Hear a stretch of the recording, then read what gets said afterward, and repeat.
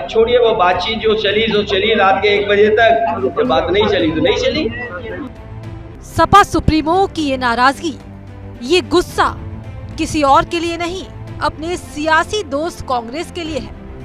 उन्हें लगता है कि कांग्रेस ने उनके साथ धोखा किया है। ऐसा लगता है मानो सीट बंटवारे को लेकर एमपी कांग्रेस के अध्यक्ष कमलनाथ की बात उन्हें काफी बुरी तरह चुभ गई है। बता दें कि सीटों के तालमेल को लेकर अखिलेश यादव और कमलनाथ के बीच कई दौर की बातचीत हुई, लेकिन फॉर्मूला तय नहीं हो पाया। सपा का दावा था कि अखिलेश यादव तो 5 सीट लेने पर भी राजी हो गए थे, लेकिन कांग्रेस ने नवरात्र के पहले दिन उन सीटों पर उम्मीदवारों की घोषणा कर दी, जिन पर समाजवादी पार्टी का दावा था, जिसके बाद अखिलेश ने कांग्रेस को 2 टूक में कह दिया कि गठबंधन केवल देश के स्तर पर है, आगे भी देश के स्तर पर ही रहेगा, राज्य स्तर पर आगे कभी नहीं होगा। देखिए ये कांग्रेस को बताना पड़ेगा कि इंडिया भारत गठबंधन अगर देश के स्तर पे तो देश के स्तर पे है, अगर प्रदेश के स्तर पे नहीं है तो फिर भविष्य में प्रदेश स्तर पे भी नहीं होगा। ये तो कांग्रेस को बताना है, मैं इसमें नहीं बोल सकता कुछ। मध्य प्रदेश में कुछ अब आपकी बातचीत चल रही होगी, बाकी नहीं, अब छोड़िए वो बातचीत जो चली सो चली रात के 1 बजे तक, जब बात नहीं चली तो नहीं चली।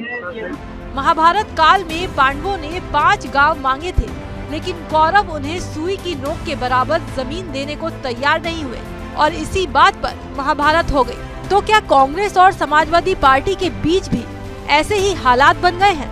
समाजवादी पार्टी के अध्यक्ष अखिलेश यादव को तो कम से कम ऐसा ही लगता है। एमपी चुनाव में सीटों के बंटवारे को लेकर अब कांग्रेस और समाजवादी पार्टी में ठन गई है।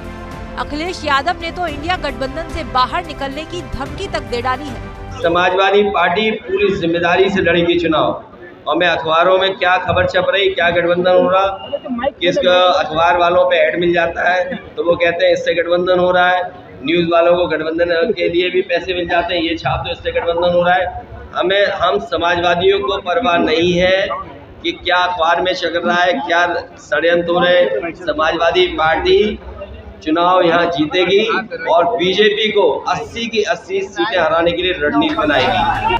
गौरतलब है कि सीट बंटवारे को लेकर सपा और कांग्रेस के बीच जो फॉर्मूला तय हुआ था, उससे कांग्रेस मुकर गई। बस यहीं से दोनों के बीच बात बिगड़ने लगी, जिसका असर 2024 में भी पड़ सकता है। कम से कम अखिलेश की बातों से तो यही लगता है लोकसभा के मद्देनजर एमपी में भड़की आग से यूपी में भी कांग्रेस और समाजवादी पार्टी के बीच की दूरियों को और बढ़ा देगी, जिसका सीधा फायदा भाजपा को ही होने वाला है। हंगामा टाइम्स की तमाम खबरों को देखने के लिए हंगामा टाइम्स को सब्सक्राइब कर लीजिए और बेल आइकन दबा लीजिए। अगर आपको ये वीडियो अच्छा लगा हो तो लाइक बटन प्रेस कर अपनी प्रतिक्रिया हमारे कमेंट बॉक्स में देना।